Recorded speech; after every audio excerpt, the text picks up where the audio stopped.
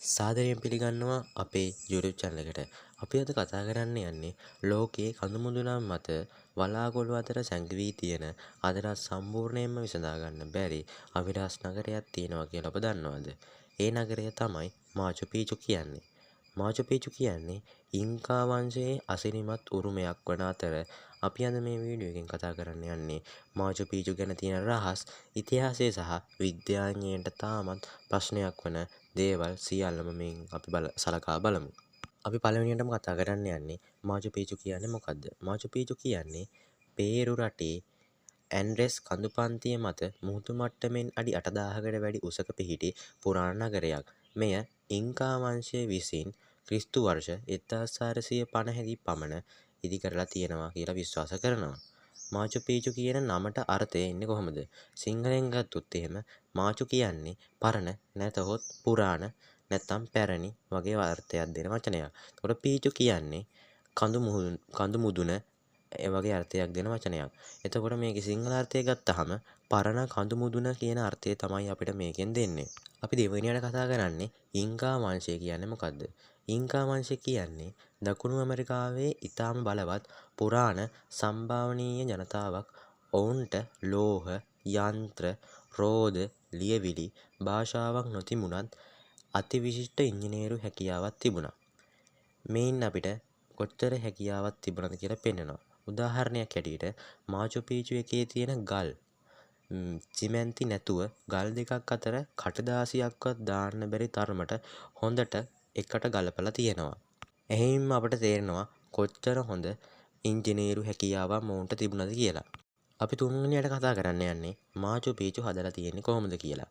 මේක තමයි අදට ලොකුම ප්‍රශ්නය. ටොන් ගණනක් බර ගල් ඉතා උස කඳු මුදුනකට යන්ත්‍ර නැතුව ගෙනාවා කියලා හිතනවා. විද්‍යාඥයන් කියන්නේ ලී රෝල මිනිස් බලය කඳු බෑවුම් මාර්ග භාවිතා කරලා ඇති කියලා. නමුත් ඇත්තටම කොහොමද කියලා 100% තහවුරු වෙලා නැහැ තාම. අපි හතරවෙනි වශයෙන් කතා කරන්න යන්නේ මාචු පිච්චු එකේ තිබුණේ මොනවද කියලා.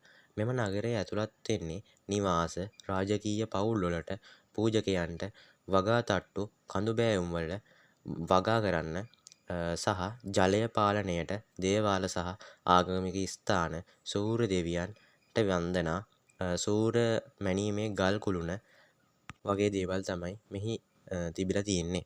මෙහිදී සූර්ය දෙවියන් හඳුන්වලා තියෙන්නේ ඉන්ටි කියන නමින් සහ සූර්ය මැනීමේ ගල් කුළුණ හඳුන්වලා තියෙන්නේ ඉන්ටි හුවාටානා කියන නමින්.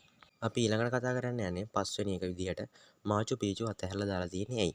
මේකත් ලොකු අභිරහසක්. ඇතැම් අදහස් ඉස්පාඤ්ඤ ආක්‍රමණය, රෝග පැතිරීම, ආහාර හිඟය. නමුත් ඉස්පාඤ්ඤයන් මාචු පිච්චු හොයාගත්තේ නැහැ. එහෙනම් ඇයි අතහැර දාලා? ඒක තාමත් ප්‍රශ්නයක්. මේක කිසිසේත්ම පටලවා ගන්න එපා. ඒක අදහසක් තමයි ඉස්පාඤ්ඤ ආක්‍රමණ කියන්නේ. නමුත් කවදාවත් ඉස්පාඤ්ඤවරුන් මාචු පිච්චු හොයාගෙන නැහැ. අපි 6 වෙනි එක වශයෙන් කතා කරන්න යන්නේ මාචු පිච්චු ලෝකයට හෙළි වුණේ කොහොමද කියලා. 1911 දී හිරම් බිග්හම් කියන ඇමරිකානු ගවේෂකයා විසින් මේ ලෝකෙට හඳුන්වා දුන්නා. ඒකට කලින් දේශීය ජනතාව විතරයි මේක දැනගෙන හිටියේ. ලෝකයට සම්පූර්ණ සැඟවී තිබුණා. අපි 7 වෙනි එක වශයෙන් කතා කරන්න යන්නේ මාචු පිච්චු අද තියෙන වැදගත්කම.